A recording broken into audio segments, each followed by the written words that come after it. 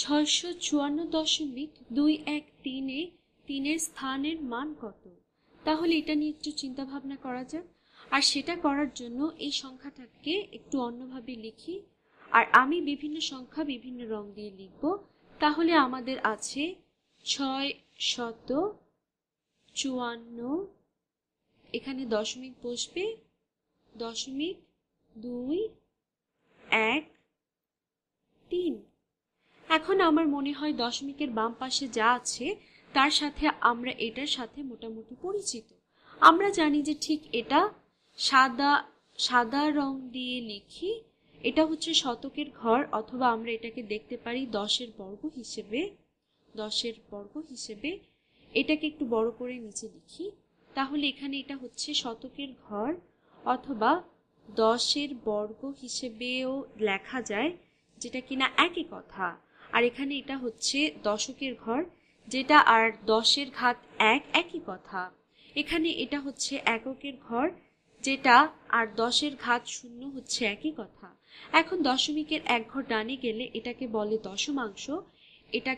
দশমাংশ, অথবা আমরা এটাকে দেখতে পারি 10-এর ঘাত ঋণাত্মক 1 হিসেবে, অথবা 1/10 হিসেবেও বলতে পারি। তারপর এই ম্যাজেন্ডার রঙে গেলে আমরা দশমিকের 2 ঘর ডানে গেলাম, এটাকে বলে শতাংশ, অথবা 10-এর ঘাত ঋণাত্মক 2। আর শেষে এই 3-এর ঘরকে বলে সহস্রাংশ বা 1/1000, অথবা 10-এর ঘাত ঋণাত্মক 3। এখন প্রশ্নটা হচ্ছে 654.213 মধ্যে 3-এর স্থানের মান কত? এর স্থানের মান হচ্ছে সহস্রাংশ। এটা দিয়ে আসলে প্রশ্নটার উত্তর হয়ে যায়, কিন্তু আমরা যে এটা আসলেই বুঝতে পেরেছি সেটা নিশ্চিত করার জন্য আমি এই সংখ্যাটাকে একটু অন্যরকম করে লিখি। আমরা এই সংখ্যাটাকে লিখতে পারি 600 হিসেবে। আমাদের আছে তাহলে 600 যোগ 5 দশক বা 50, অথবা যোগ 4 একক বা 4, যেটাই বলো, যোগ 4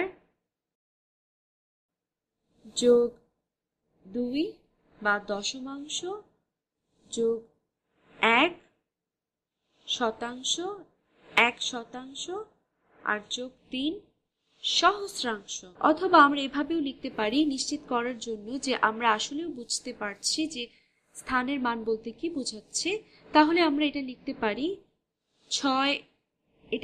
পারি 6 গুণ 100 যোগ 5 গুণ 10 যোগ 4 গুণ 1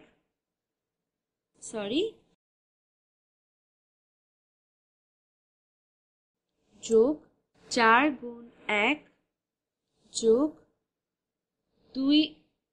2 দশমাংশ বা 2 গুণ 1/10 যোগ 1 গুণ 1/100, আর শেষে যোগ 3 গুণ 1/1000। আশা করি তোমাদের ধারণা এখন অনেক পরিষ্কার যে স্থানের মান বলতে আমরা কি বোঝাচ্ছি। এই 6 দশমিকের 1, 2, 3 ঘর ডানে হচ্ছে শতকের ঘর, তাই এটা দিয়ে 600 প্রকাশ করা হয়, এটা দিয়ে 50, আর এটা দিয়ে দশকের ঘর প্রকাশ করা হয়। আর যদি সহস্রাংশের ঘরে যাওয়া হয় তাহলে এই 3 দিয়ে আক্ষরিক অর্থে 3টা সহস্রাংশই প্রকাশ করা হয়।